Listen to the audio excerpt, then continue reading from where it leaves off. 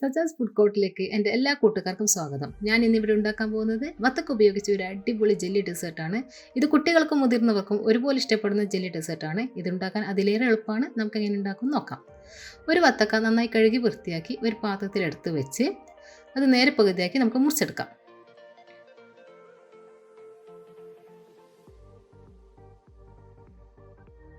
പകുതിയായിട്ട് മുറിച്ചെടുത്തിട്ടുണ്ട്.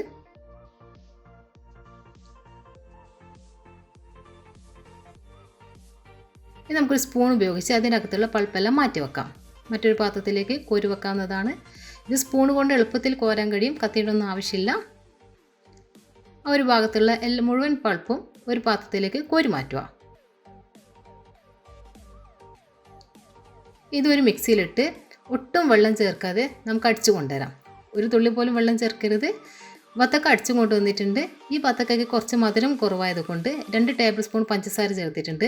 വത്തക്കയ്ക്ക് നല്ല മധുരം ഉണ്ടെങ്കിൽ അതിൻ്റെ ആവശ്യമില്ല, ആ വത്തക്കയുടെ മധുരം മാത്രം മതിയാവും. ഇതിന് മധുരം കുറവായത് കൊണ്ടാണ് 2 ടേബിൾ സ്പൂൺ പഞ്ചസാര ചേർത്തത്. ഇതൊരു അരിപ്പ വെച്ച് നന്നായി അച്ചെടുക്കുക.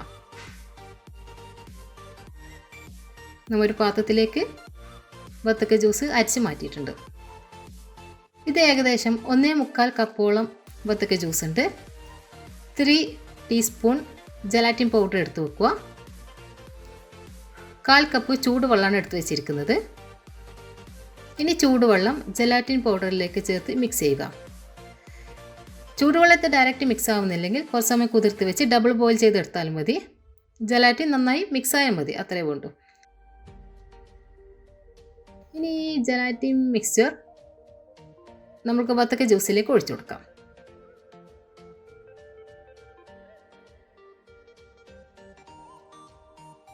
നന്നായിട്ട് മിക്സ് ചെയ്യുക. എൻ്റെ ബൗൾ കുറച്ച് ചെറുതാണ്, അതുകൊണ്ട് ചെറിയൊരു കഷ്ടപ്പാടുണ്ട്. നിങ്ങൾ കുറച്ച് വലിയ ബൗളിലേക്ക് മാറ്റുക. ഞാൻ പുഡിംഗ് സെറ്റ് ചെയ്യാൻ വേണ്ടിയിട്ട് വത്തക്കയുടെ തോട് തന്നെയാണ് ഉപയോഗിക്കുന്നത്. ഒരു പ്രത്യേക ഭംഗിക്ക് വേണ്ടി ചെയ്തതേ ഉള്ളൂ. നിങ്ങൾക്ക് വേണമെങ്കിൽ വല്ല ബൗളിലോ ഏതെങ്കിലും പാത്രത്തിൽ സെറ്റ് ചെയ്താൽ മതിയാവും. ഇതൊരു ഓവർനൈറ്റ് ഫ്രിഡ്ജിൽ സെറ്റ് ചെയ്യാൻ വെക്കുക. ഇത് നിങ്ങൾക്ക് കണ്ടാൽ തന്നെ മനസ്സിലാവും ഡെസേർട്ട് അടിപൊളിയായി വന്നിട്ടുണ്ട്. അതിൻ്റെ ടെക്സ്ചറൊക്കെ കണ്ടാൽ മനസ്സിലാവും. ഒരു അടിപൊളി ഡെസേർട്ടായി വന്നിട്ടുണ്ട്. നിങ്ങൾക്ക് കാണുമ്പോൾ തന്നെ മനസ്സിലാവും. നമുക്കിനി ഇതൊന്ന് മുറിച്ച് നോക്കാം. നൈഫ് ഉപയോഗിച്ച് സാവധാനം മുറിക്കണം.